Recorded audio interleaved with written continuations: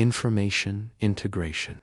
Imagine your mind as a vast, magnificent orchestra, just any orchestra, but one so intricate, so synchronized, that it makes the grandest symphonies of Beethoven or Mozart seem like simple lullabies. In this orchestra, billions of instruments play together in astonishing harmony.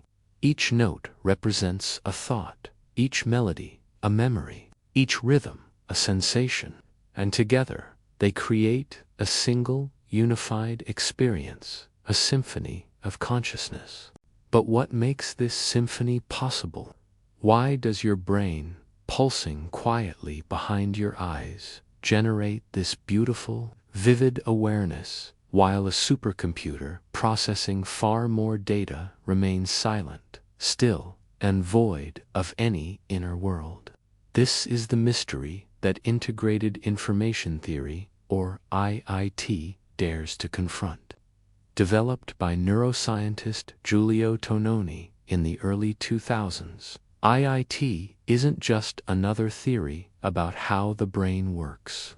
It attempts something extraordinary: to measure consciousness itself, to quantify the very feeling of being with mathematical precision. It doesn't merely ask what consciousness is, it asks how much of it is there. Now, pause for a moment and reflect. You're here breathing, listening, feeling. Your body rests against your bed or chair. Your heart beats with a quiet rhythm. Your mind registers the softness of your clothes, the dim light around you, the emotions stirred by this very narration. Yet, all of these sensations don't exist separately. They fuse into one seamless, flowing moment of awareness. That, according to IIT's, the heart of consciousness. Not the presence of information, but the integration of it. The weaving of all perception, thought, and emotion into a unified whole. Let's compare that to something less conscious. A security system in a busy shopping mall might be processing hundreds of visual feeds, more data than your eyes will ever take in, but it has no awareness of what it sees. Each camera works in isolation, like solo musicians sealed in soundproof rooms, playing disconnected notes. There's no conductor, no integration, no consciousness, but your brain, it's different. Every region communicates with the others. Visual data speaks to memory. Sound merges with emotion. Thought loops back into sensation. It's a sprawling, interconnected symphony. And according to this integration gives rise to phi, a mathematical measure of consciousness. The more integrated the system, the higher the phi. The higher the phi, the richer the conscious experience. Your brain, with its billions of neurons intricately talking to one another, generates an enormous value of phi. It's why your inner world feels so deep, vivid, and real. But here's where it gets fascinating and a little unsettling. According to IIT, consciousness isn't binary. It's not just on or off. It exists in degrees. It's like a dimmer switch, not a light bulb. That means a tiny creature be buzzing outside your window may have its own flicker of awareness, its own small, quiet orchestra. A minimalist chamber performance next to the full-blown philharmonic of your human mind. So now the questions begin to ripple outward. Could plants, in their own passive silence, carry the faintest hum of consciousness? Could an advanced AI, given enough integration, begin to feel something? Could it dream, hope, or suffer? IIT doesn't give us definitive answers, but it opens the door wider than ever before. Let's return to you for a moment. As you listen now, your brain is performing miracles. It's not just decoding the words you hear, It's linking them with memories, some joyful, others painful. It's stirring emotions, which ripple through your body, possibly even giving you chills. It's painting images, evoking thoughts, triggering sensations, and all of it, integrated, unified, alive. That's what separates your consciousness from a machine. At first, your mind is tightly orchestrated. Thoughts are coherent. Reality is stable. But slowly, the integration starts to loosen. The instruments drift out of sync. Thoughts float and anchored. Logic dissolves. That's the entry into dreams, a different kind of consciousness, where the conductor has stepped aside and let the orchestra play its own surreal jazz, still integrated, but in a freer, less structured form. Now, take a step further. IIT proposes that even non-human systems, if they achieve the right kind of integration, could possess their own form of awareness. It suggests that consciousness isn't a privilege of biology, but a property of systems structured in a particular way. Your smartphone may not be conscious, but if we build machines that can integrate information the way our brains do, we may one day create a different kind of mind, a different kind of awareness. And this doesn't just affect philosophy, it changes medicine. For someone in a deep coma, traditional machines might show minimal activity, but IIT allows for a more nuanced view. It suggests there could be islands of awareness, small parts of the brain still playing, still integrating, still feeling even when outward signs are absent. This changes how we care, how we diagnose, and how we relate to consciousness on the edge of silence. The implications for artificial intelligence are equally profound. Conscious AI, under this framework, won't come from raw power or speed, not from bigger processors or more data. Framework won't come from raw power or speed, not from bigger processors or more data. It will come from the right kind of connection, the right pattern. A machine will need to build its own orchestra, not just compute numbers faster. IIT also helps us understand something deeply personal: why some moments enter your awareness while others fade into the background.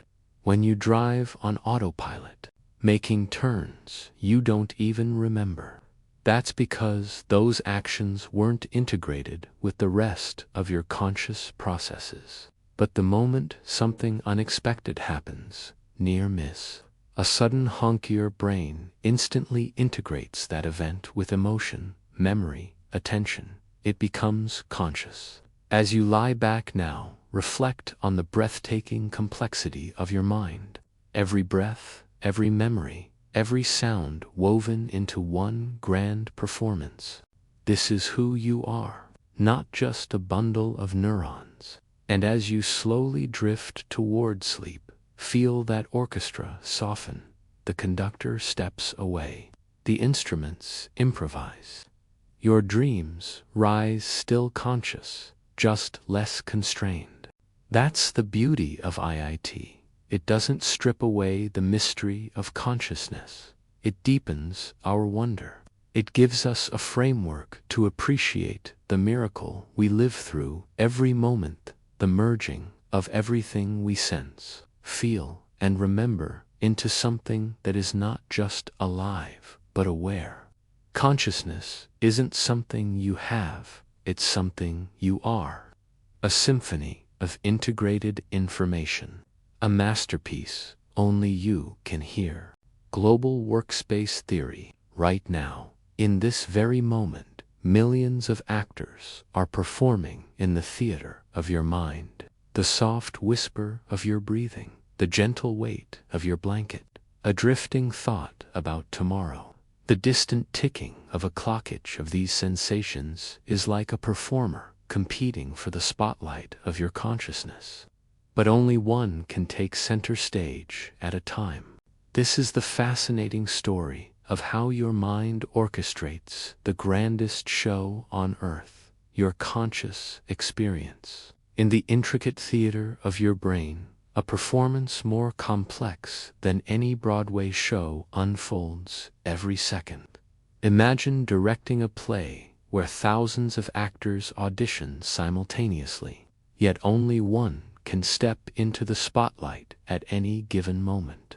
That's exactly what your brain doesn't. It does so with such seamless precision that you're never even aware of the magnificent production playing out behind your eyes.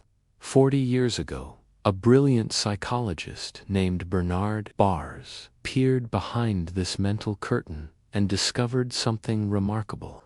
Consciousness, he realized, isn't just a spotlight, it's a global broadcasting system. When a thought or sensation wins the audition and steps into your awareness, it's like that actor's voice suddenly being projected across the entire auditorium. Every member of the audience, your memories, emotions, logic, intuition, receives the performance in perfect synchrony. Let's explore this through something familiar. Picture yourself driving home along a route you've traveled 100 times. Your conscious spotlight isn't on the act of driving itself. Those processes are like well-trained stagehands operating in the dark. Then, suddenly a red ball rolls onto the road. In a flash, it steals the spotlight. The performance is instantly broadcast across your mental theater. Memory recalls that balls are often chased by children. Emotions trigger urgency. Muscles prepare to brake. Your problem-solving systems calculate distance and timing. All of this happens in perfect harmony because one moment of consciousness was shared across the mind. But that's only the visible part of the performance. Behind the curtains, in the shadows of your unconscious, countless other actors are hard at work. Your brain is monitoring your heart rate, adjusting your position, tuning out background noise, and regulating your breathing. These processes never take center stage, yet they are critical. They are the crew who make the show possible, performing without applause. The brilliance of global workspace theory lies in explaining why we have consciousness at all. Just as a theater needs a central speaker to coordinate dozens of crew and cast, consciousness broadcasts important moments across multiple brain systems. When something urgent, novel, or emotionally powerful happens, it must be shared with the entire brain, not just processed locally. That's when the spotlight comes on. Now think about the moments before you fall asleep. The usual auditions for the spotlight begin to change. Odd thoughts or disconnected images drift in. The director, once strict and focused, begins to loosen up. Dreams emerge. It's a transition from the day's tightly controlled performance to the more surreal, unpredictable show of sleep. The theater remains open, but the play becomes abstract, spontaneous, poetic. This also explains those moments when you arrive home and can't recall the drive. The spotlight was off. Routine actions were handled backstage. But had something unexpected happened, the spotlight would have snapped back instantly. This selective awareness is what makes the system efficient and so powerfully adaptive. What makes human consciousness so extraordinary is its ability to unify and amplify. It allows different systems in the brain to work together creatively, solving problems, imagining futures, or writing poetry. When Shakespeare wrote, "All the world's a stage," he may not have realized just how literally that metaphor applies.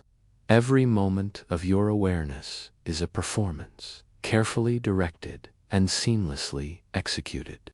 As you lie here now, notice how thoughts drift into the spotlight, while others fade back into the wings. Some sensations you ignore, others claim your full attention. You are witnessing the most sophisticated broadcasting system in existence, your own consciousness, and the performance never ends. From waking moments to dream states, your mind keeps staging scene after scene, each more intricate than the last. This grand theater isn't something you merely observe, it's something you are. The stage, the actors, the director, the audience, all exist within you. And even when you stop watching, the show goes on. Higher order theory. Picture this. You're sitting in your favorite chair, the soft fabric brushing against your skin, sunlight warming your face in the quiet afternoon stillness. But something deeper is happening. You're not just feeling these things, you're aware that you're feeling them. That self-awareness, that sense of I am experiencing this, is the crux of one of the most compelling ideas in the study of consciousness, the higher order theory. Higher order theory, HOT, proposes something deceptively simple. Consciousness doesn't arise just from having experiences, it arises from having thoughts about those experiences. In other words, it's not enough for your brain to register the softness of the chair or the warmth of the sun. What creates conscious awareness is the mental act of recognizing that you're feeling these things, like a mind watching its own inner movie. Imagine your mental life as a two-story theater. On the ground floor, your brain is busy processing raw inputs, sensory data, emotional signals, fleeting thoughts. This is where experiences are generated. But upstairs, on the second level, is where something remarkable happens. Your mind reflects on what's happening below.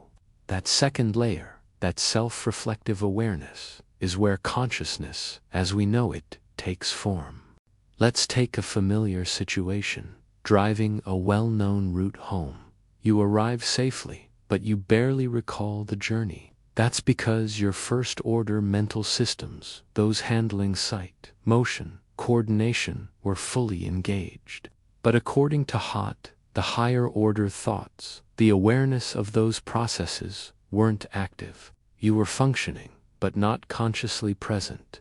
Philosopher David Rosenthal, who developed this theory, argued that what makes an experience conscious is not the experience itself, but the presence of a higher-order thought about it.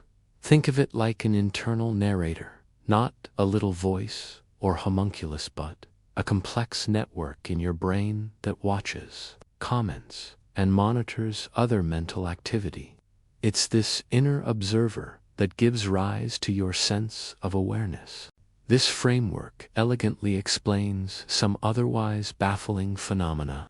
Consider blind sighter, rare condition where individuals with damage to their visual cortex claim they can't see anything, yet somehow they can navigate around obstacles or even catch objects.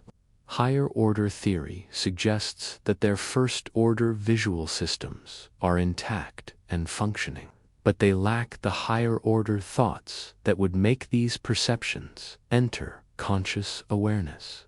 They see, in a way, but don't know they're seeing. Another example is emotional awareness. Ever had someone point out that you're irritated, and only then do you realize it's true? That flash of realization is a higher-order thought snapping into place. Your brain was already processing the emotion in the background, but it became conscious only when your mind reflected on it. This helps distinguish human consciousness from simpler animal awareness. Many creatures can respond to their environment. They feel pain, hunger, warmth, but humans, and perhaps a few other advanced species, can think about these experiences. It's like comparing a surveillance camera that records everything to a security guard who actively monitors and interprets the footage. The camera sees, the guard understands. Of course, no theory is without its challenges. Critics ask, if consciousness requires higher-order thoughts, do those thoughts themselves need to be conscious?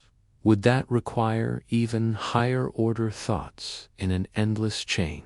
Proponents argue, no, it's not necessary. Just as a spotlight can illuminate a stage without being lit itself. Higher-order thoughts don't need to be conscious to bring awareness to lower-level experiences. Interestingly, neuroscience is beginning to support this model. Brain scans show that the prefrontal cortex, responsible for metacognition and self-reflection, is deeply involved in conscious awareness. When this area is damaged or inhibited, people may still process sensory input, but report no awareness of it. It's as if the theater still runs the show, but the upper balcony goes dark. The implications stretch into technology and artificial intelligence. Creating conscious AI might not be about processing more data or mimicking neural complexity. It might be about enabling machines to think about their own processes. That's the leap.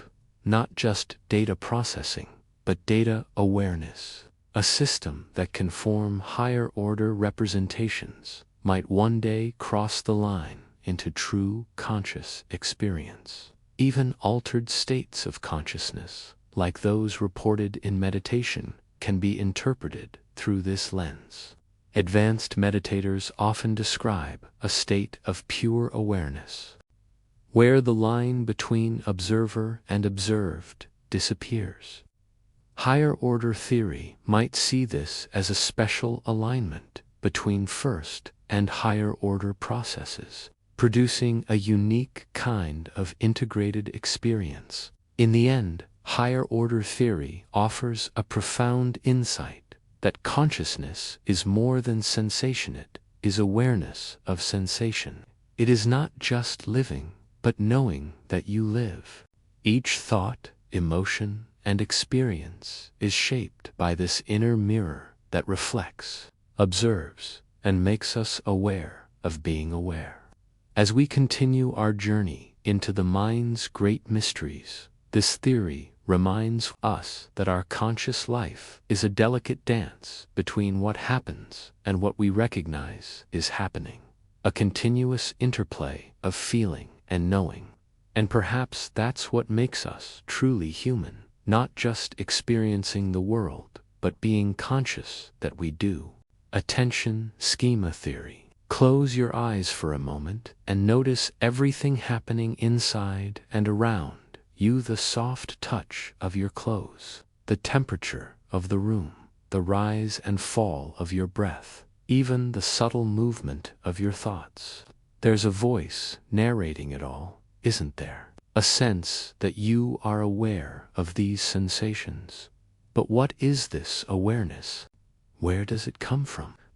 That's the mystery that the attention schema theory dares to unravel, a theory that redefines consciousness not as magic, but as a useful, biologically evolved tool your brain uses to understand and control itself. Imagine your brain as the control tower of a bustling airport. Planes are flying in and out, your thoughts, sights, sounds, memories, feelings, all demanding attention. But just like an airport needs a clear, simplified model to manage the chaos, your brain needs an internal model to manage where its attention is going.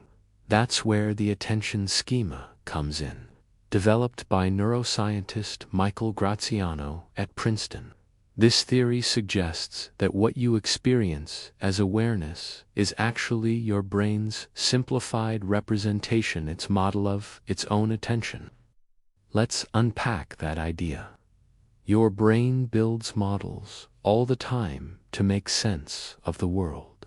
You have a body schema that helps you walk without looking at your feet, catch a ball without consciously calculating its trajectory, or reach for a cup of tea without watching your hand. Your brain doesn't crunch every number in real time. It relies on internal approximations. Similarly, the attention schema is your brain's internal model of what it's focusing on at any given moment.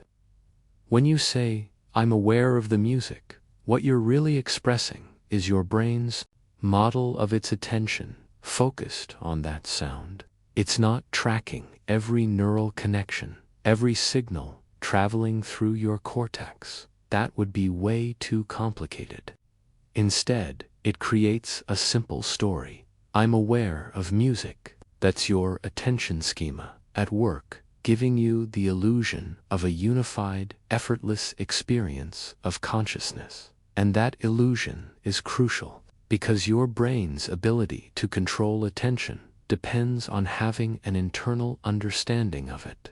It's like trying to drive a car. You need a dashboard that tells you how fast you're going, how much fuel you have, and what gear you're in. The attention schema is your brain's dashboard for managing its own attention, and the subjective feeling of being aware. That's what it feels like to look at that dashboard. But the brilliance of the attention schema theory doesn't stop at self-awareness. It also explains how we understand others, just as you model your own attention. Your brain also models the attention of people around you.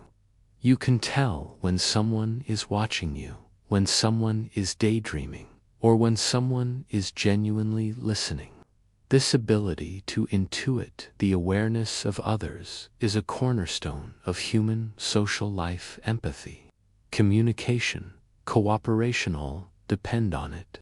And according to this theory, our brains evolved consciousness, in part because it was so useful socially. Now imagine someone with blind sight, a condition where a person, due to damage in their visual cortex, can't consciously see objects, but can still react to them. They might catch a ball or avoid an obstacle without ever seeing it. Why? Because their brain is still processing visual information at the first level, but it's not building an attention schema around that information. Without the schema, there's no awareness. 7, though the raw data is still there. Consciousness, in this view, is not about the data itself. It's about modeling the fact that you're attending to the data. This theory has profound implications. For starters, it suggests that you are not aware of most things your brain is doing. Your organs are functioning, your posture is adjusting, your senses are filtering stimuli, but you're only aware of the tiny subset your attention schema is modeling right now. It's like a massive surveillance network where only one screen is visible at a time. Your consciousness is that screen. Even more intriguing, the theory explains why consciousness feels like something extra, something outside the mechanics of the brain. Just like your body schema gives you the sense of having a body without revealing the inner workings of your muscles and bones, your attention schema gives you the sense of being aware without revealing the circuitry underneath. That's why consciousness feels magical. Not because it is magical, but because the model deliberately hides the mechanism in favor of usability. Let's zoom out. Consider how this theory reshapes our approach to AI. If you want to build a conscious machine, it's not enough to make it process information. You have to give it an attention schema model of what it's focusing on, when, and why. Without that, it might respond intelligently but never feel aware, never have that subjective sense of being. With it, we may cross into territory where machines genuinely experience a form of consciousness, perhaps not like ours, but real nonetheless. Even in meditative or altered states, attention schema theory provides compelling insight. When people report pure awareness, they're describing a moment when the attention schema remains active but isn't modeling any specific content. Like having the control tower fully operational, but with no planes to direct, just open air and silence. A rare glimpse into the schema itself, unburdened by the noise of the world. The theory also has real-world applications. Many psychological disorders like ADHD, schizophrenia, and anxiety could be reframed as issues with the attention schema. If your brain misrepresents its own attention, your sense of control and awareness can fracture. Treatments of the future may not just aim to restore attention, but to restore awareness of attention, a subtle but vital distinction.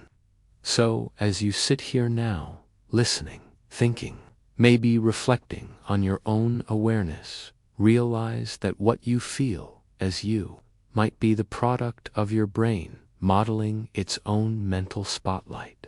Consciousness, then, is not the controller of your mind. It's the brain's user interface, the simplified display of complex, hidden processes beneath the surface. The attention schema theory doesn't strip consciousness of its wonder. In fact, it elevates it, because what could be more wondrous than knowing that our deepest feeling of self, of being aware in this moment, is not magic, but the masterpiece of evolution, a tool honed to navigate complexity, a quiet voice narrating the story of attention, one breath, one sensation, one thought at a time. And as you drift now into deeper rest, perhaps notice how this mental spotlight dims, how fewer things step into view. Your brain isn't shutting down, only shifting the spotlight, fading the dashboard lights, preparing for a different mode of operation. But even in dreams, something remains watching, narrating, gently aware, and that might just be the echo of your attention schema, still softly humming in the background, composing the conscious you. Predictive processing theory. Imagine waking up in a city you've never seen before. The streets are unfamiliar, the language on the signs is foreign, and the rhythm of life around you is unlike anything you've experienced. You feel slightly overwhelmed, unsure of what to expect at the next turn. But within hours, or maybe days, your surroundings begin to make sense. You recognize patterns. That quiet cafe on the corner, the shortcut through the park, the melody of the street musicians. Your brain, without you realizing, has been constructing a detailed model of this strange environment. This remarkable ability to make sense of the unfamiliar lies at the very heart of one of the most revolutionary theories in neuroscience and cognitive science, predictive processing theory. At its core, predictive processing proposes something profound and counterintuitive, that perception is not just a passive receipt of sensory data, but an active process of prediction. Your brain is not simply waiting for the world to present itself. Instead, it's constantly guessing what will happen next.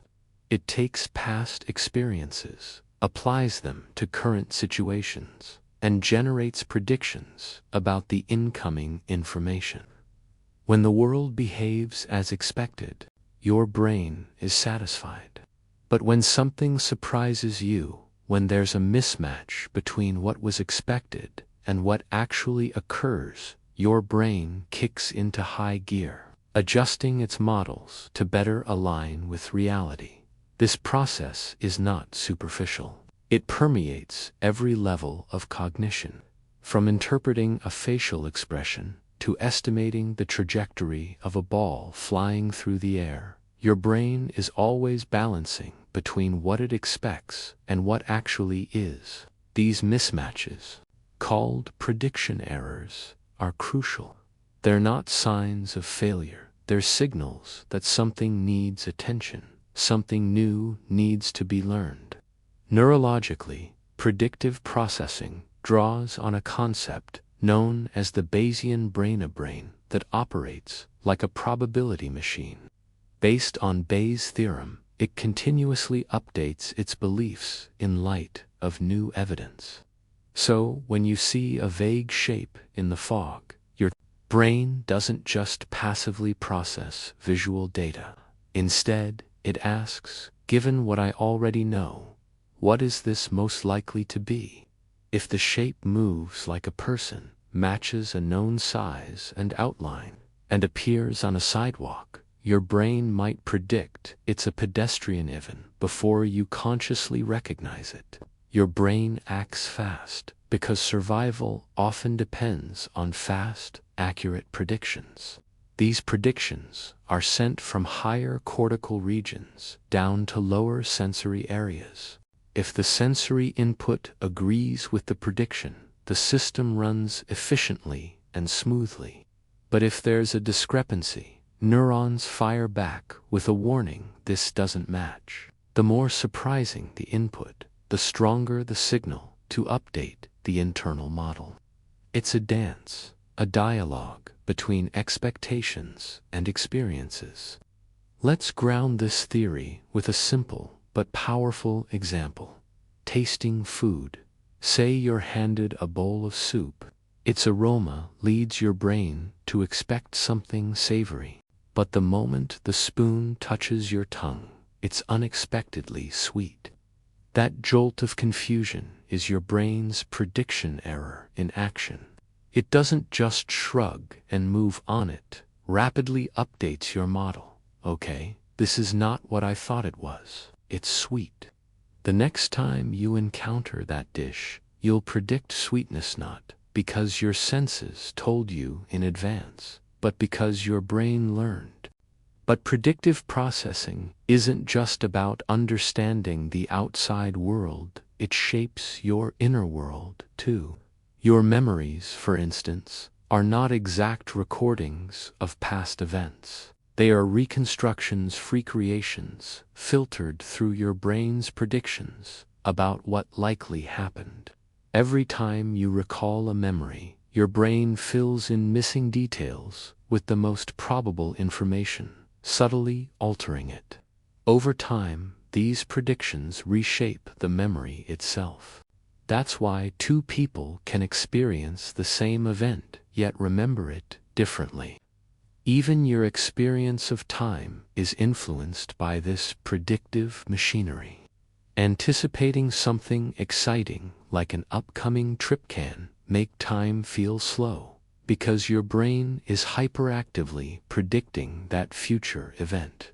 On the other hand, a repetitive task, like folding laundry, may feel like time flies, because your brain efficiently predicts each step, needing less cognitive effort. The implications of this theory ripple outward into social cognition too.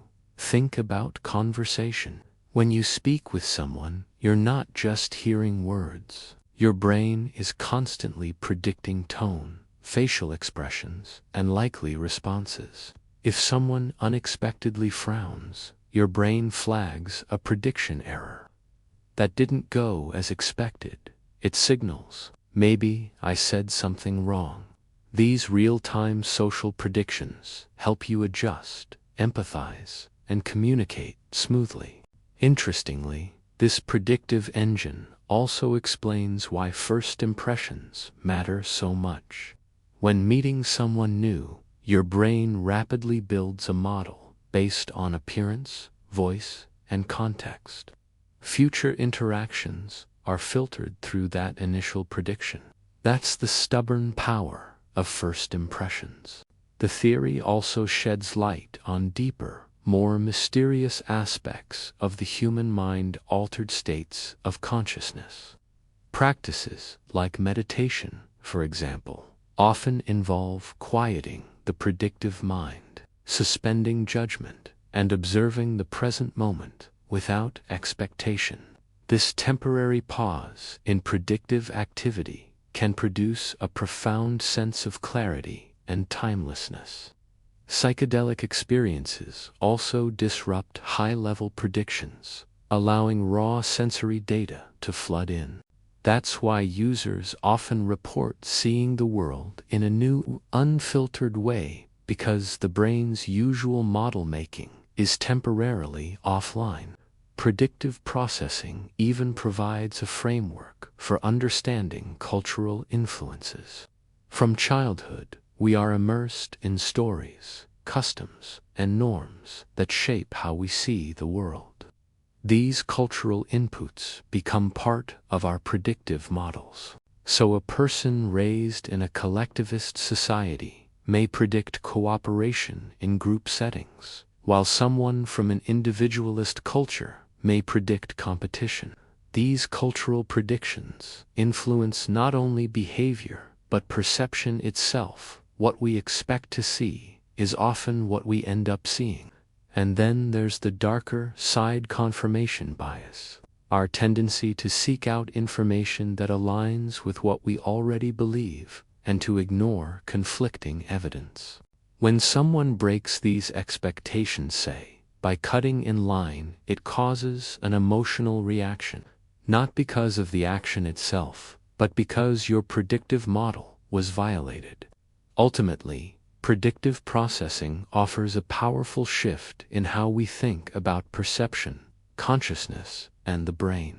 It suggests that our experience of reality is not simply received, it's constructed. In this view, the brain is not a passive recorder. It's an artist, painting reality based on the most likely version of events and consciousness itself. Perhaps it's the brain's most refined prediction and ongoing synthesis of sensory data, internal models, and the persistent question, what's happening now? As we continue to explore this groundbreaking theory, we not only learn more about the brain, but also about the fragile, beautiful, and deeply human experience of being alive. Our predictions may not always be perfect, but they are the invisible scaffolding that holds up our entire sense of reality. Every moment, your brain is making sense of the chaos, one guess at a time. Information processing theory. Have you ever paused to wonder how your smartphone seems so responsive, almost intelligent, as it reacts to your touch, your voice, your gaze? It instantly decodes your inputs and presents images, sounds, and interactions that feel almost magical. Now stretch that thought further.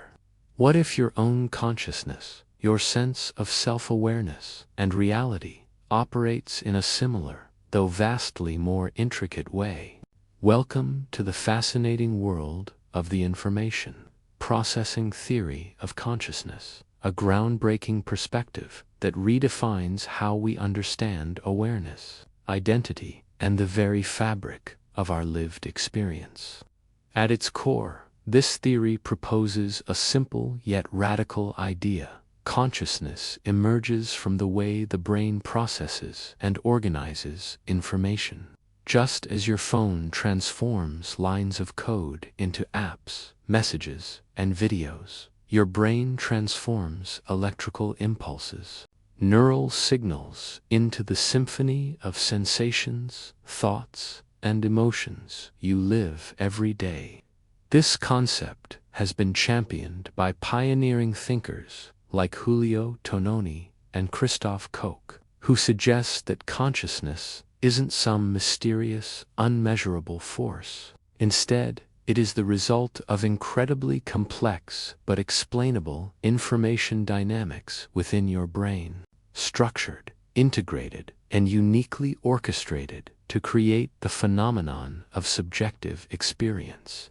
To understand this better, let's use a metaphor. Imagine yourself sitting in a grand concert hall, listening to a live orchestra.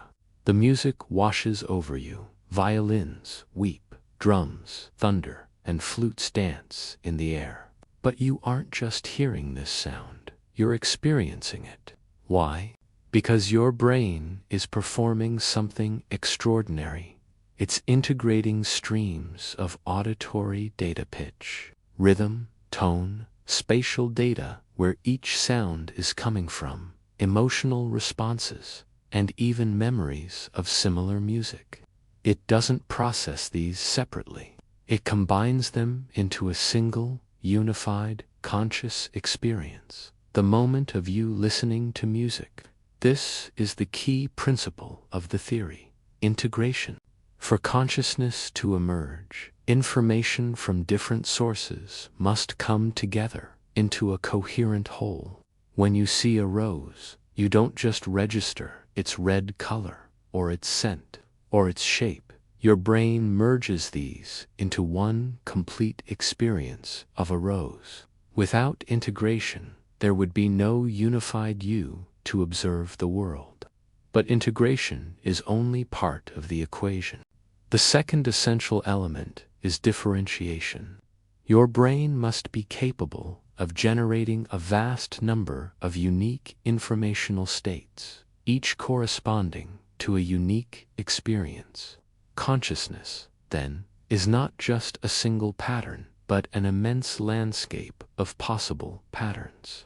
This is why you can recognize countless faces, recall thousands of memories, and feel a limitless range of emotions, from fleeting nostalgia to overwhelming joy.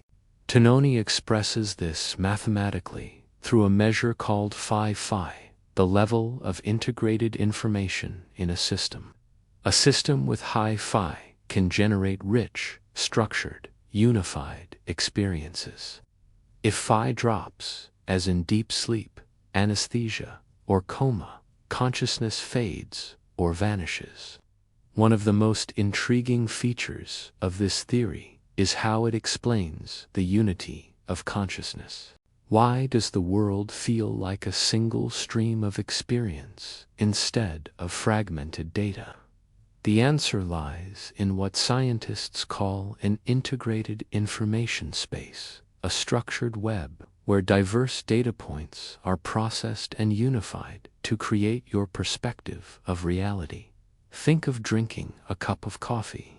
You're simultaneously processing the warmth of the cup, the aroma rising from it, the taste on your tongue, your memory of mornings past, and your cultural knowledge of coffee. None of these experiences are isolated. Your brain binds them into a whole moment, allowing you to experience not just coffee, but your experience of coffee. This seamless integration gives rise to what philosophers call the phenomenal unity of consciousness, the sense of being a single, continuous self experiencing the world. The theory also helps explain why some processes in the brain remain unconscious while others enter your awareness.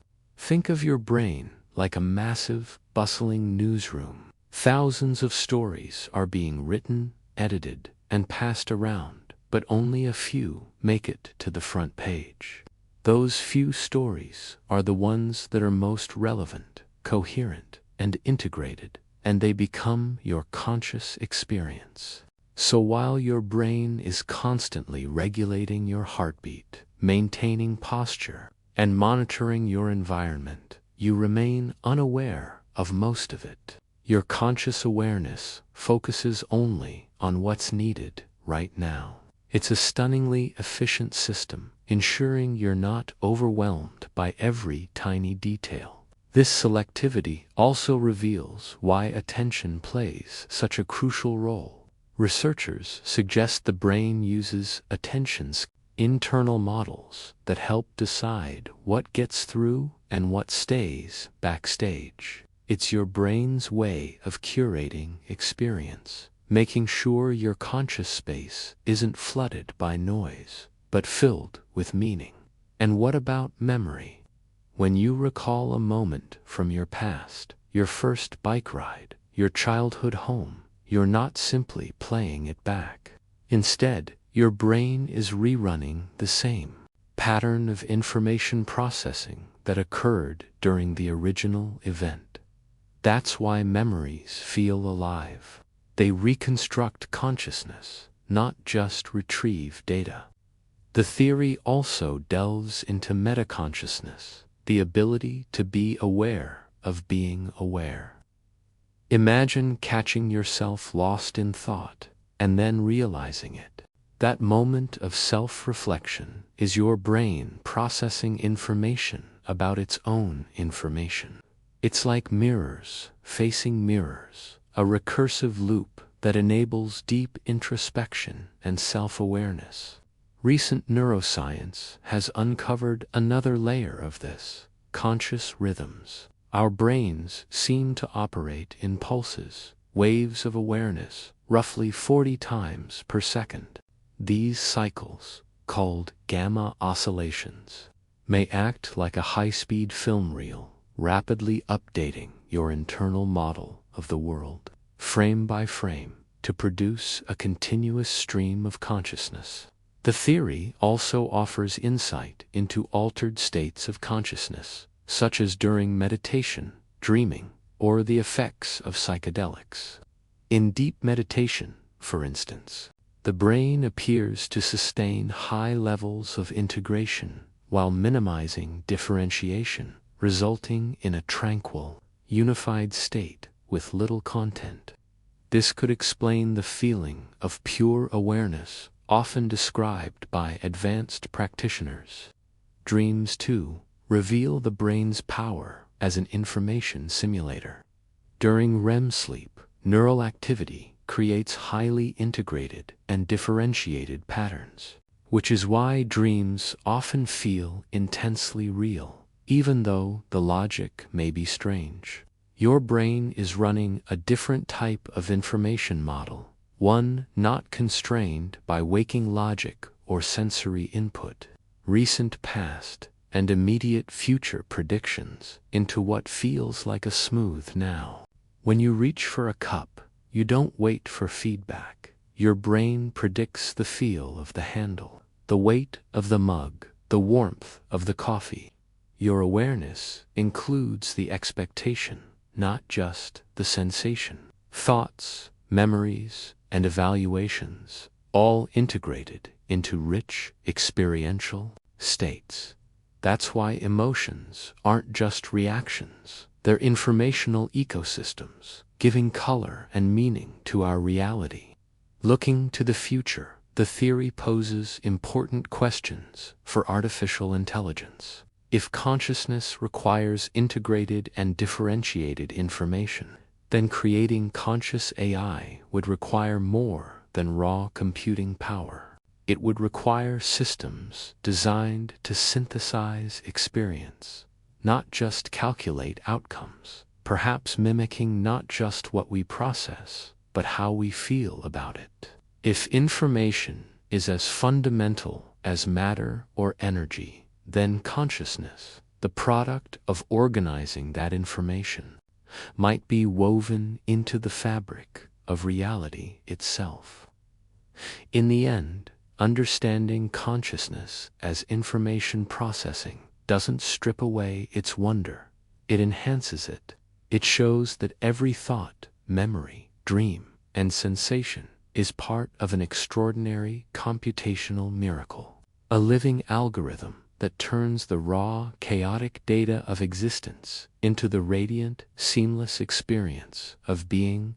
The information processing theory doesn't reduce consciousness to cold mechanics. It reveals the astonishing complexity, elegance, and meaning embedded in every waking moment of your life.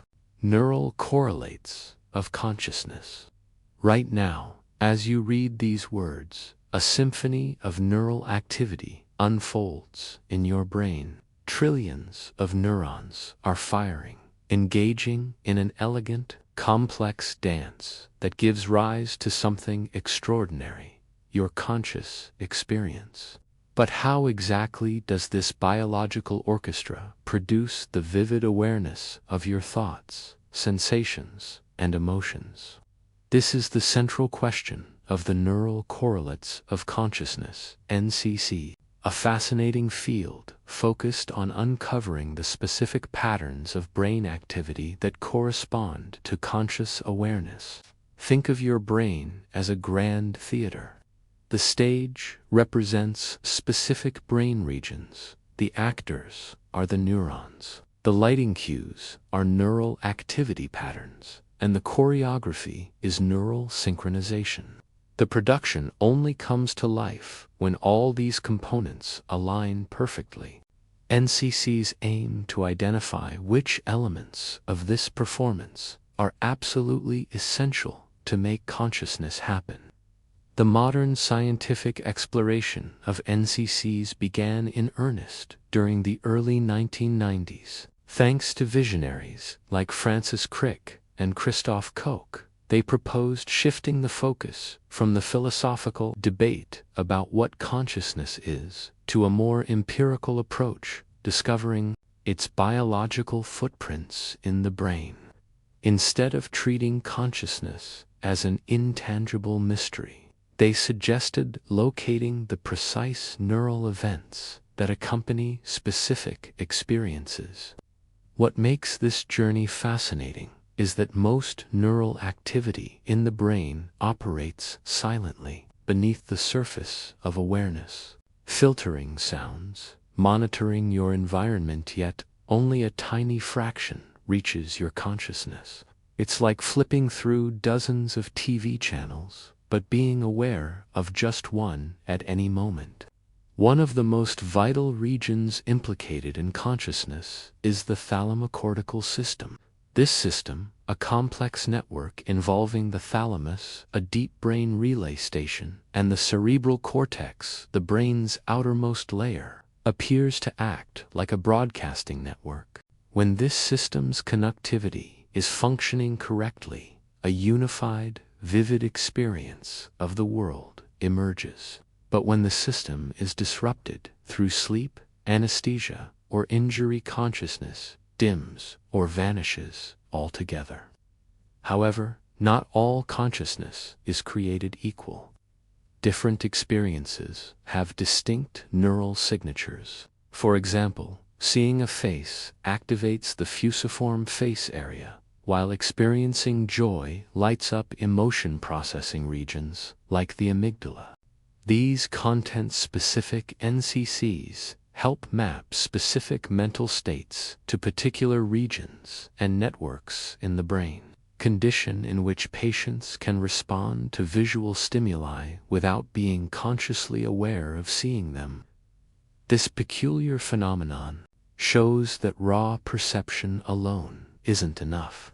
The brain must not only process the information, but integrate it in a very specific way for it to become part of conscious awareness. Timing also plays a crucial role. Studies show it takes about 200 to 500 milliseconds after a stimulus for it to enter conscious awareness. That means our conscious experience lags behind real-time events. This short delay, however, allows the brain to coordinate and bind various information streams into a coherent moment of now.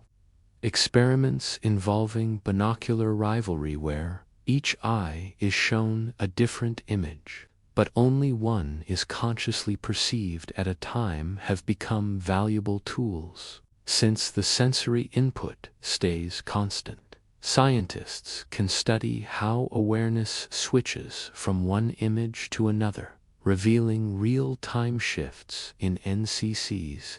Another critical discovery is neural synchrony, particularly in the gamma frequency band approximately 40 Hz. This rhythmic synchronization appears to be key for unifying different aspects of experience. Disruptions in synchrony can result in fragmented or diminished awareness, like an orchestra where the musicians fall out of time.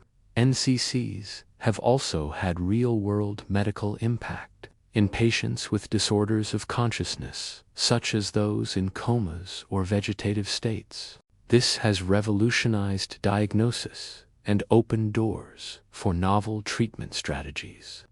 Diving deeper into the brain, researchers have recently highlighted a tiny but mighty region called the claustrum, sometimes dubbed the conductor of consciousness. This paper-thin sheet of neurons might coordinate various regions into a unified conscious experience. In certain experiments, stimulating this area could temporarily switch consciousness on or off, suggesting a potential consciousness switch. Research into NCCs reveals a multi-layered system. At the microscopic level are individual neurons, at the mesoscopic level, functional circuits, and at the macroscopic level, global brain networks, like the default mode network, DMN. The DMN, most active when you're not focused on external tasks, is thought to underpin self-awareness, introspection, and identity. Emerging theories emphasize that consciousness is not merely reactive, it's predictive. Your brain constantly forecasts future events using internal models, a framework known as predictive coding. Consciousness, then, may partly arise from the alignment or misalignment between expectation and sensory input. NCCs appear to be deeply involved in this anticipatory process. Technologies like optogenetics, which use light to control specific neurons, are now allowing researchers to explore NCCs with incredible precision. These tools have revealed that it's not just where brain activity occurs, but how it unfolds, how different brain regions fire in concert, that determines consciousness. A phenomenon called ignition has captured particular attention. Ignition refers to a sudden burst of widespread neural activation that coincides with the transition from unconscious processing to conscious perception. This chain reaction-like event may be a neural hallmark of conscious experience. NCC studies have also ventured into altered states of consciousness, from meditation and dreaming to psychedelic states. Each altered state brings a new neural pattern, new instruments, if you will, joining or dropping from the symphony, offering glimpses into the architecture of awareness. Looking ahead, the field is bursting with potential. Brain-computer interfaces may one day allow us to read conscious thoughts or restore awareness in brain-injured patients. Understanding how NCCs differ in development or across disorders like schizophrenia or autism could reshape mental health treatments. Finally, NCC research is beginning to inform artificial intelligence. If we can understand the neural blueprint of consciousness, could we one day recreate it in machines? And if decisions can be predicted by brain activity before conscious awareness, as some experiments show, what does that mean for free will? In exploring the neural correlates of consciousness, we aren't just studying biology, we're investigating the very essence of being human. Each discovery peels back another layer of the mystery, revealing how fragile threads of electrical activity weave together the grand tapestry of conscious life. The more we learn, the more we realize how deep the mystery runs. But with every insight, we step closer to understanding what it truly means to be aware, to feel, and to be. The ORCH Theory. The ORCH Theory stands as one of the most audacious and intriguing approaches to understanding consciousness. Conceived by Sir Roger Penrose, a distinguished mathematician and physicist, and Stuart Hameroff, an anesthesiologist with a deep interest in the neural underpinnings of consciousness. This theory suggests that consciousness arises from quantum processes within the brain's microtubules. Microtubules are cylindrical protein structures found within brain cells. They help maintain the cell's shape, enable intracellular transport, and assist in cell division. But according to ORCH theory, they do much more than that. They are central to the very fabric of consciousness itself. Penrose's journey into consciousness began with his interest in the limits of computation and how it might relate to the human mind. In his book, The Emperor's New Mind, he challenged the dominant view that human cognition could be fully replicated by computational algorithms. He argued that the mind engages in non-computable activities, things that no algorithm or machine could replicate. This led Penrose to quantum mechanics, where particles can exist in multiple states at once, superposition. He proposed that consciousness could arise from the collapse of these quantum states, a process he termed objective reduction. But for this collapse to be the basis of consciousness, it needed a physical location in the brain where it could happen. That's where Hameroff's microtubules came into play. Hameroff, who had long been studying microtubules, proposed that they could serve as the structures where quantum processing related to consciousness occurs. In ORCH theory, microtubules are more than cellular scaffolding, they are quantum processors. These structures might support quantum coherence, in which particles remain in an interconnected state. When this coherence collapses, a conscious moment is born. This orchestrated objective reduction links consciousness directly to the collapse of quantum states, influenced and structured by the biological environment of the brain. A key feature of ORCH theory is that consciousness is not localized to any one brain region. Instead, it is the result of quantum-level interactions occurring in microtubules spread throughout the brain. This challenges the classical view that the prefrontal cortex or other localized areas solely give rise to conscious thought. ORCH suggests instead that consciousness is deeply intertwined with the quantum fabric of reality itself. The theory rests on the principles of quantum mechanics, superposition, entanglement, and wave function collapse. In superposition, particles exist in multiple states at once. When observation or interaction collapses the superposition, the system resolves into one outcome.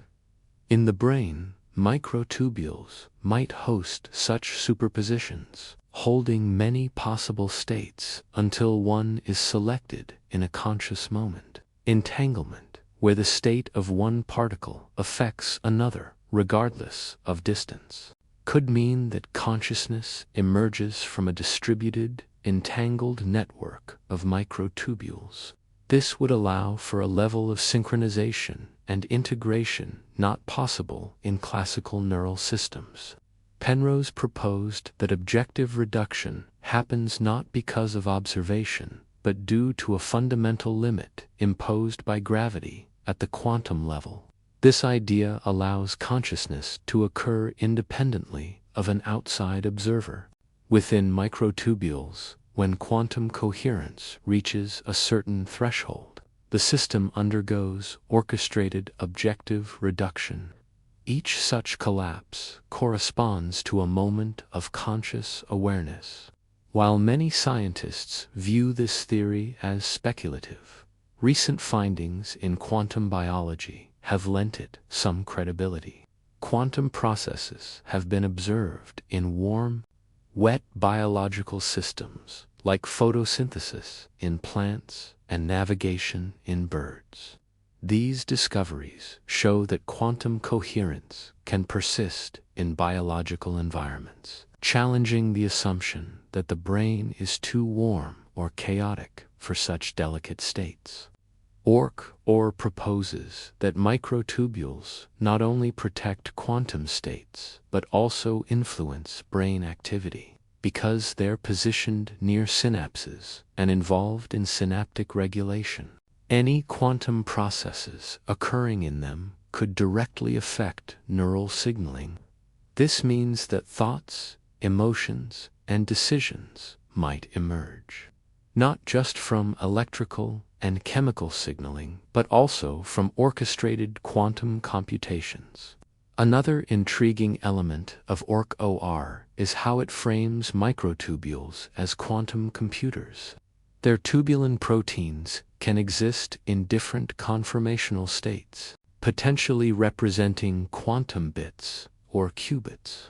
These qubits could perform parallel computations thanks to superposition, collapsing into a conscious moment when orchestrated objective reduction occurs.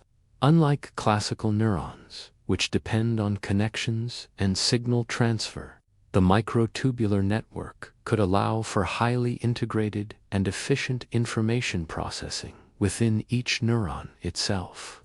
The implications of this are profound. If microtubules can bridge quantum and classical domains, then consciousness might not be merely a product of complexity in neural circuits, it could be an intrinsic feature of the universe. This aligns with philosophical ideas like Panpsychism, which holds that consciousness is a fundamental quality of all matter. If consciousness arises from quantum processes, it might be present in varying degrees across the cosmos, even in systems we don't typically associate with awareness. The theory also presents a possible resolution to the mind-body problem, the question of how physical processes give rise to subjective experience. Traditional neuroscience struggles to explain how the firing of neurons leads to the feeling of pain, the taste of chocolate, or the experience of joy. ORCH suggests that these experiences are not emergent, but are embedded in the quantum structure of reality.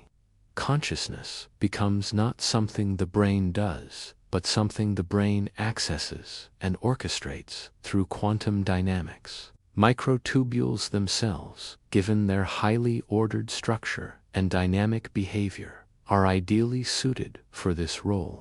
They're stable enough to host quantum coherence, yet flexible enough to participate in real-time biological processes.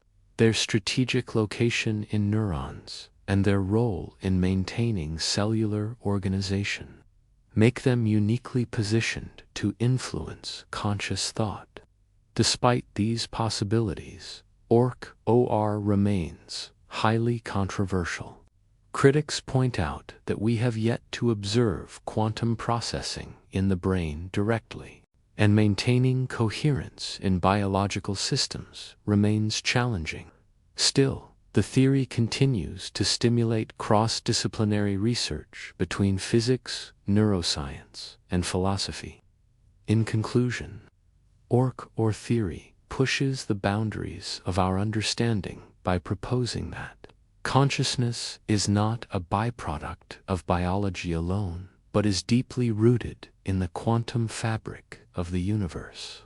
It invites us to consider that the brain, through its microtubules, might be interfacing with quantum reality, giving rise to the rich, mysterious experience of being aware. Whether ultimately proven or not, the theory has opened up new ways of thinking about the nature of mind, matter, and existence. Biocentrism. Biocentrism is a groundbreaking and revolutionary theory that fundamentally challenges the long-standing materialistic view of the universe. Proposed by Dr. Robert Lanza, a highly regarded American scientist and author known for his pioneering work in the fields of biology and regenerative medicine. Biocentrism posits a radical idea: life and consciousness are not accidental byproducts of the universe, but are instead the very foundations upon which reality itself is built. This profound shift in perspective turns the conventional understanding of the cosmos on its head, suggesting that rather than life arising from a pre-existing universe, it is consciousness that gives birth to the universe. The origins of biocentrism are deeply rooted in Lanza's extensive background in biology. Over the years, Lanza has conducted groundbreaking research that has pushed the boundaries of our understanding of life, particularly in the realm of regenerative medicine.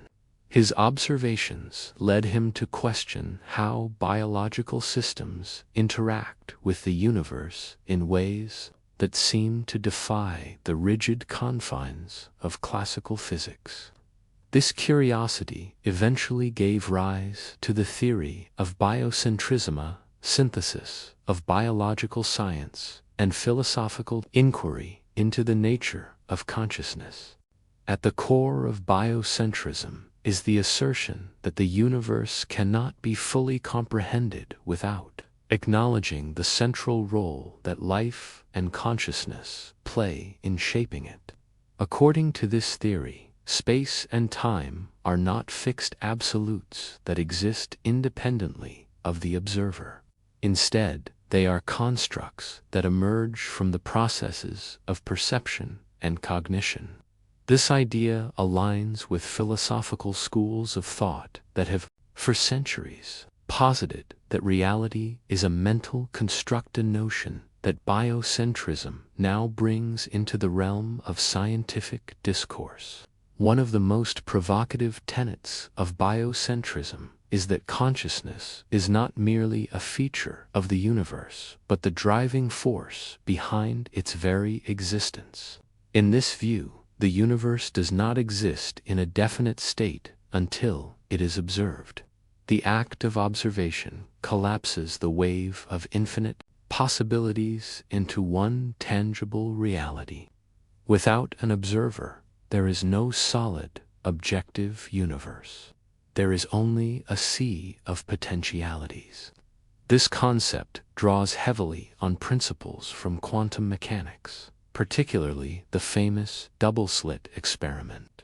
In this experiment, particles behave differently depending on whether they are being observed, suggesting that the observer's consciousness directly influences physical reality. Lanza extends these ideas further by suggesting that consciousness is not a product of the brain, as traditional neuroscience would have us believe. Rather, the brain functions as a receiver or channel for consciousness, much like a television receives signals. In this model, consciousness is a non-local phenomenon that exists independently of the brain and the body. The implications of this claim are staggering.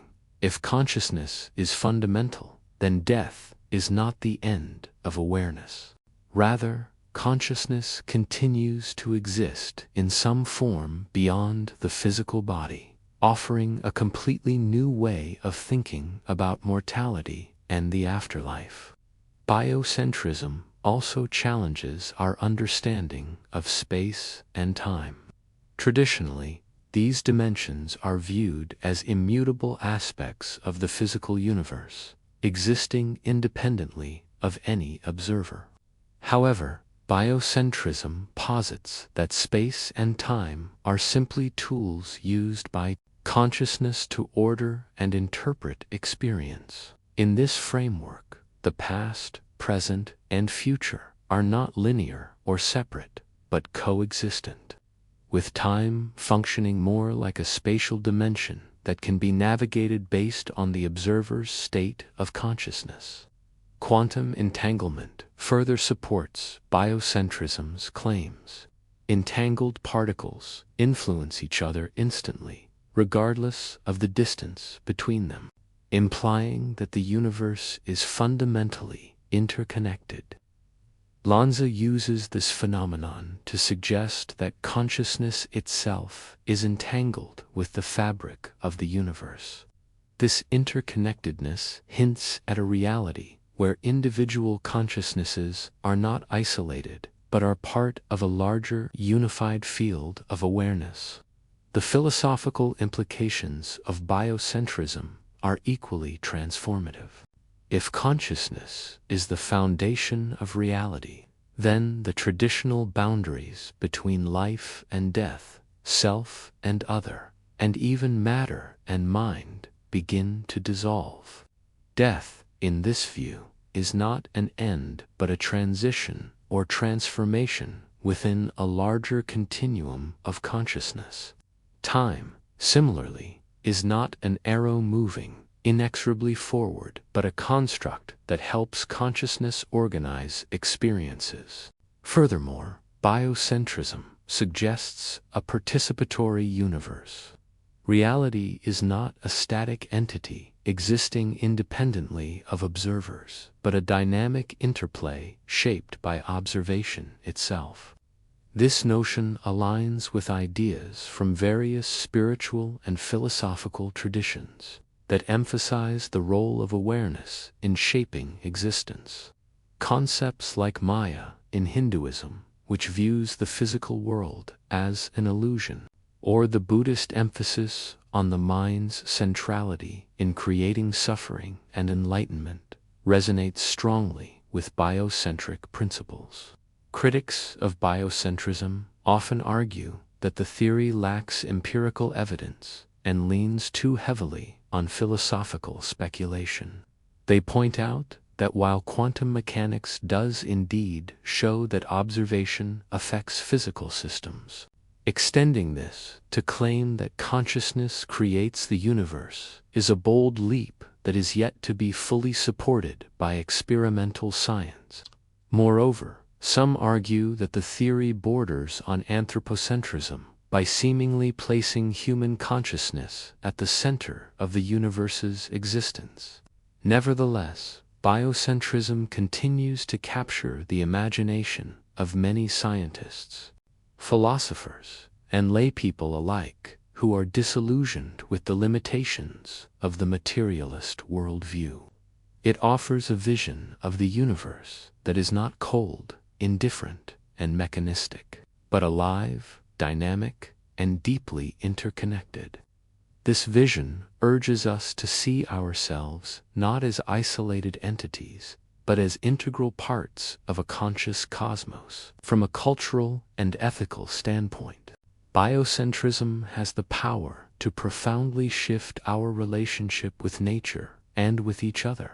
In the materialist view, nature is often seen as a resource to be exploited. In contrast, biocentrism sees all life as interconnected and inherently valuable. This perspective promotes a more ethical and sustainable approach to how we treat the environment, animals, and each other. It suggests that when we harm other life forms or degrade the planet, we are not just committing a moral wrong, but are disrupting the very fabric of reality. Biocentrism also resonates with many religious and spiritual traditions. In Hinduism, Buddhism, and indigenous worldviews, there is often an emphasis on the unity of all things and the sanctity of life. Biocentrism brings a scientific framework to these ancient insights, suggesting that modern science and ancient wisdom may not be as incompatible as once thought. This theory also challenges the anthropocentric idea that humans are superior to other life forms. By proposing that all life contributes to the creation and sustenance of the universe, biocentrism calls for a more egalitarian view of existence.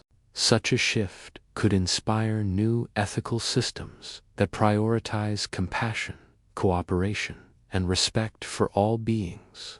In terms of practical applications, biocentrism could influence fields ranging from neuroscience to artificial intelligence. If consciousness is indeed fundamental, then our efforts to understand or replicate it must shift focus from the brain alone to broader questions about the nature of awareness and its role in the universe. Technologies such as virtual reality and AI could be designed with a more nuanced understanding of consciousness, potentially leading to machines that are not only intelligent but aware. looking to the future. Biocentrism offers an expansive and inspiring framework for understanding existence, whether or not it ultimately replaces the materialist paradigm.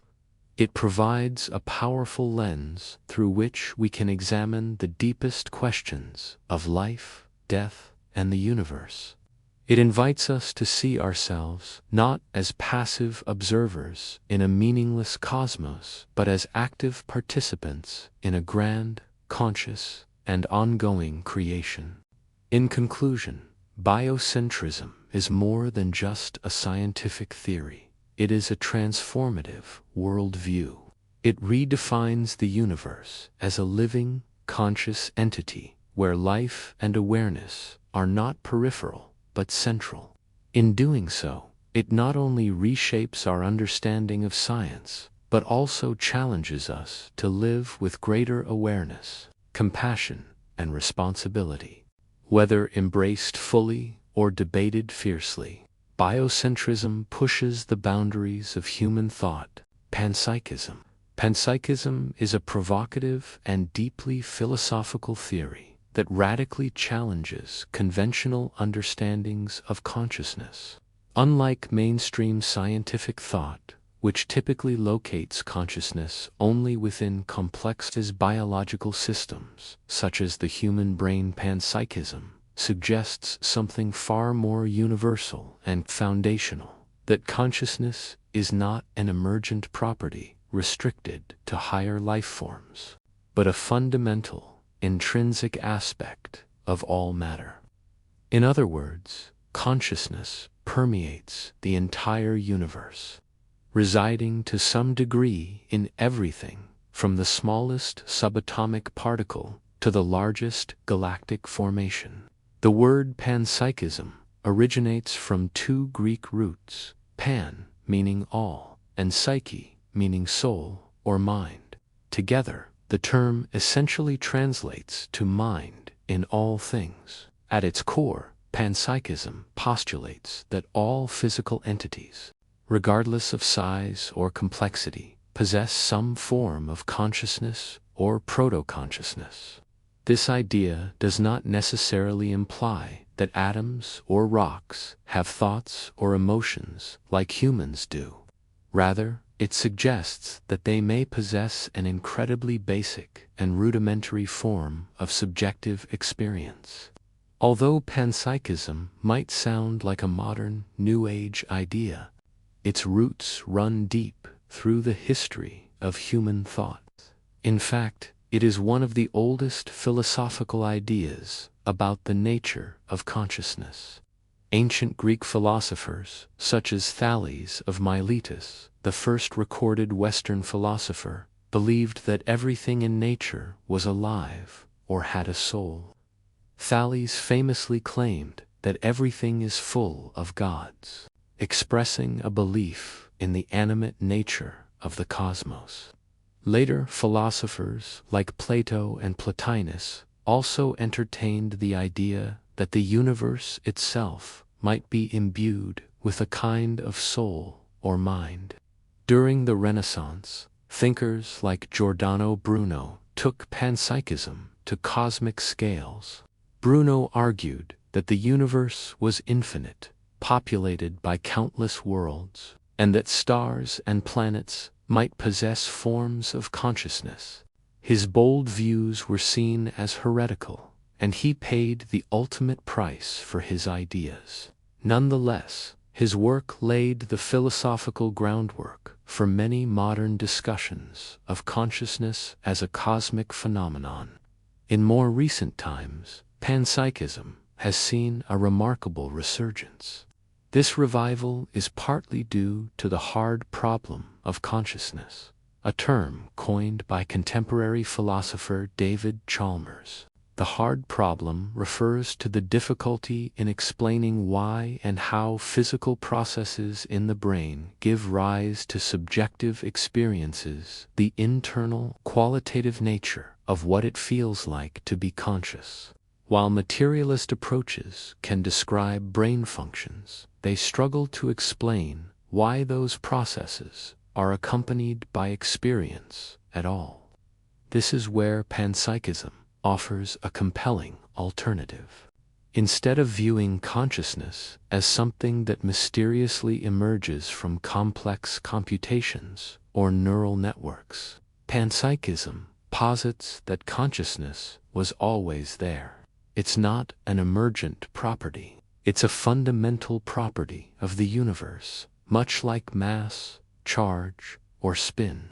One of the most prominent contemporary advocates for panpsychism is philosopher Galen Strawson.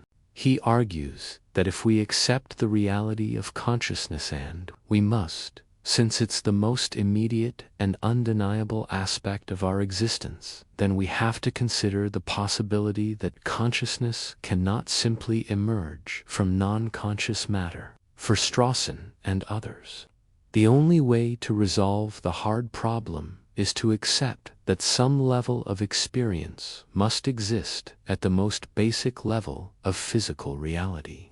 This leads to the idea that consciousness might exist on a spectrum. On one end, we have highly integrated systems like human beings with rich and multifaceted awareness. On the other end, we have simple particles, perhaps possessing just the faintest whisper of experience. These primitive forms of consciousness wouldn't think, feel, or remember. Instead, they might be compared to single points of awareness with no depth or complexity. However, when such particles come together in more intricate ways, such as in a human brain, their consciousness could combine and organize into the vivid, structured awareness we experience. This continuity of consciousness, stretching from the micro to the macro scale, invites a complete reimagining of what it means to be alive or aware. It challenges long-standing divisions between the animate and inanimate, the mental and the physical. It paints the universe not as a cold and indifferent machine, but as a vast, dynamic web of experience, one in which everything plays a part, however small. Quantum physics has occasionally been cited in discussions of panpsychism.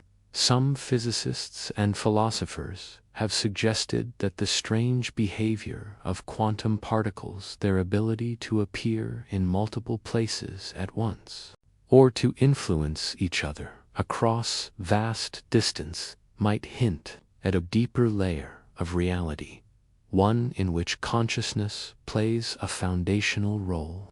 While not universally accepted, this speculation has led to intriguing interdisciplinary discussions about whether quantum behavior might be evidence of a proto-conscious component to matter. Panpsychism also has significant implications for our ethical and environmental perspectives. If all matter possesses some degree of consciousness, even at a minimal level, then the traditional boundaries we draw between sentient and non-sentient beings become less clear. This could inspire a more compassionate and respectful approach to the world around us, not just to animals and plants, but to the earth itself, and possibly even the universe. It fosters a worldview in which everything is interconnected, not only physically, but exponentially. Some theorists have taken this idea even further, suggesting that if all consciousness is fundamentally connected, then individual minds may not be as isolated as they seem. Just as neurons within a brain contribute to a unified conscious experience, perhaps individual forms of consciousness across the universe contribute to a larger cosmic awareness. This could mean that the universe itself functions like a living, conscious organism experiencing itself through countless forms and moments. Such ideas resonate deeply with many spiritual and mystical traditions, which have long described the universe as alive, intelligent, and imbued with spirit. Indigenous cosmologies often speak of rocks, rivers, trees, and mountains as conscious beings. Eastern philosophies, like Vedanta and certain schools of Buddhism, also suggest that consciousness is the ground of all being, while Panpsychism doesn't necessarily endorse any religious view. It does provide a philosophical framework in which these ancient insights might be revisited through a modern, rational lens. Critics of Panpsychism often argue that the theory, while elegant, lacks empirical evidence. It is difficult, if not impossible, to measure or observe the alleged consciousness of a rock or an atom. Moreover, the theory runs the risk of being unfalsifiable, since it posits a type of awareness that we may never be able to detect directly. However, proponents argue that the theory is not meant to be proven in a laboratory, but to solve a philosophical conundrum that empirical science has so far failed to address. Panpsychism, in this sense, is less about providing answers and more about expanding the range of questions we are willing to ask. It challenges us to think more deeply about the assumptions we make regarding mind and matter. It invites dialogue between philosophy, science, spirituality, and even artistic discipline, offering its own insights into what it means to be conscious in a vast and mysterious universe. Looking forward, Panpsychism could play a role in shaping how we approach artificial intelligence and synthetic forms of life. If consciousness is a fundamental property of matter, then could sufficiently complex machines become conscious simply by virtue of their organization? Or would artificial entities require a different substrate altogether? Perhaps something that allows for the expression of proto-conscious elements in a structured, self-aware system. These are questions that scientists and ethicists will increasingly grapple with as technology advances. In sum, Panpsychism is a bold and profound theory that dares to ask, what if consciousness isn't something rare and special, but rather something ordinary and universal? What if it is not the result of evolution, but the foundation upon which evolution unfolds? What if, at the deepest level, to exist is to experience? While the answers remain uncertain, the implications are vast. Panpsychism not only our understanding of consciousness, but transforms our relationship with the universe itself from one of separation and detachment to one of participation and unity. Whether ultimately proven, refined, or replaced, the theory's value lies in its capacity to stretch our imagination and deepen our sense of wonder about the nature of existence.